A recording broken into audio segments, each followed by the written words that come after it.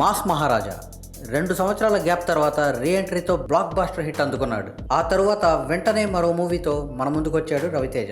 ఈ మూవీకి విక్రమ్ సిరికొండ తొలిసారి దర్శకత్వం వహిస్తున్నారు.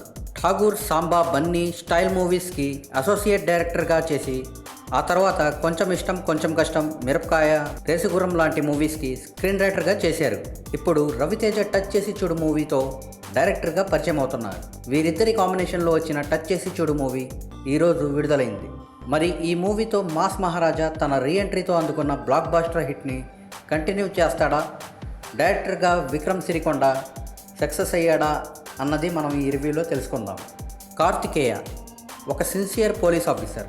ఎంత సిన్సియర్ అంటే ఇంట్లో వాళ్ళు తనతో మాట్లాడటానికి కూడా టైం లేనంత. ఇతనికి రూల్స్ అది ఇది ఏముండవు. సీనియర్ ఆఫీసర్స్ చెప్పేది వినడు. ఇతని గోల్ రౌడీలను చంపడం.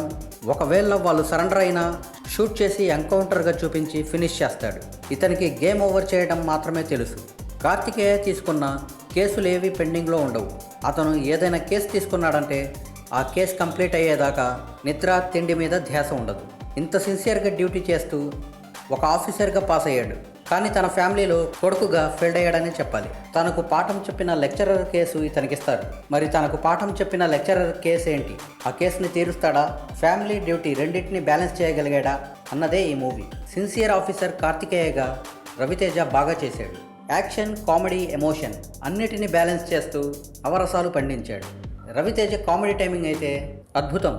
డైరెక్టర్ విక్రమ్ సిరికొండ ఈ మూవీని పక్కా కమర్షియల్ మూవీగా తెరకెక్కించిన విషయం మనకి ట్రైలర్తోనే అర్థమైపోయింది. కొత్తదనం జోలికి వెళ్లకుండా కమర్షియల్ కాన్సెప్ట్తోనే సేఫ్ గేమ్ ఆడాడు. రొటీన్ కాన్సెప్టే, కానీ మాస్ మహారాజా రవితేజను ప్రజెంట్ చేసిన విధానం బాగుంది. స్క్రీన్ ప్లే పర్లేదు.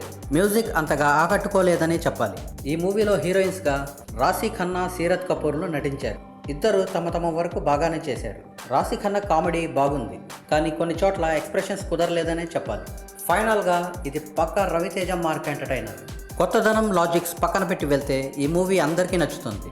ఈ మూవీకి మూవీ మస్తీ ఇస్తున్న రేటింగ్ 3/5. మరి మీ రేటింగ్ కింద కామెంట్ సెక్షన్లో షేర్ చేయండి.